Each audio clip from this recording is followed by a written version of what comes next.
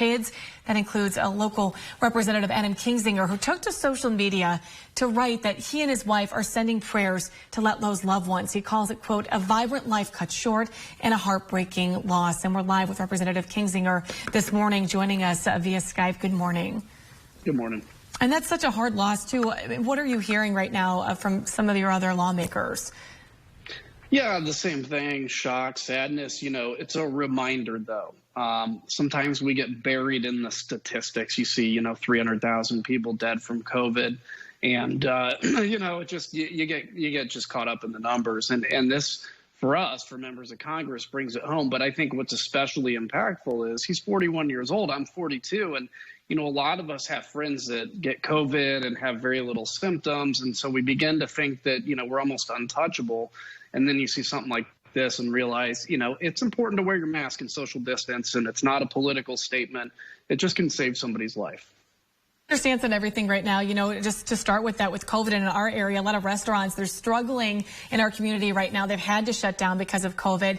Some staying open because they don't agree with it. How do you feel like things should be done right now for our local businesses? Is there anything that can be done on the federal level?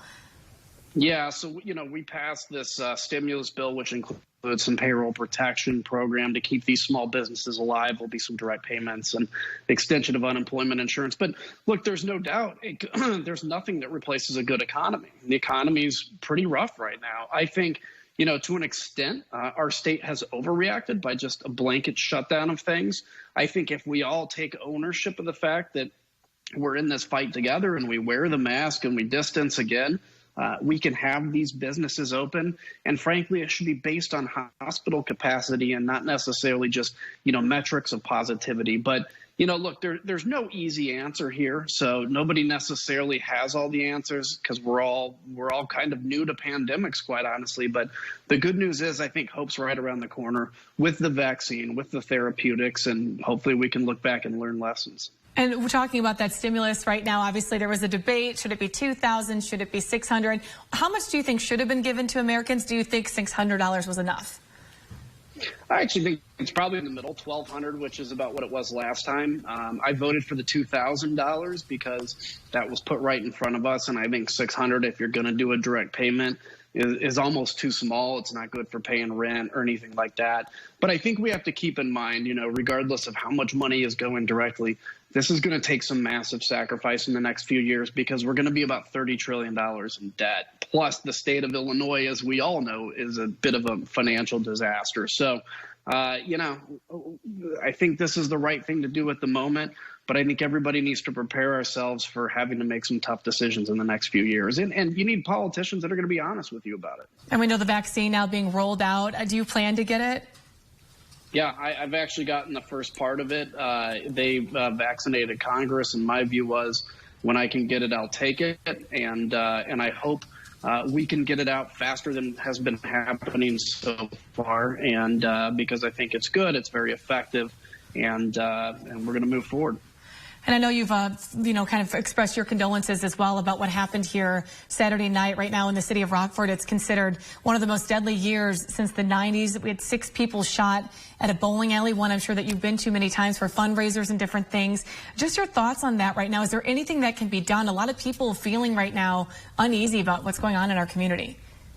Yeah, it's tragic. Look, I don't know if there's a government answer to it, but it's an answer of the heart of a community, of the church, of the home, right? It's respecting people again. It's understanding that, life has value. We devalue life so much, and it's recognizing the value of life, I think, starting from frankly, conception on through and reminding people of that. I don't know if there's much the government can do besides equipping law enforcement officers, et cetera. And by the way, Rockford Police Department, brave men and women.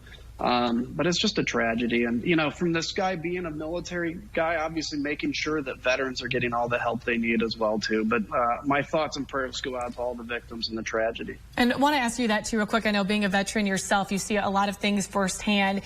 The attorney now defense attorney claiming that he had PTSD, that he was trying to get help, and that was supposed to be coming. I've heard that it is an issue to try to get into a lot of the VA clinics, that the wait time is a long time when you do get to the point where you ask for help. Is there anything that you're doing to try to help with that, or anything that you have in the works right now?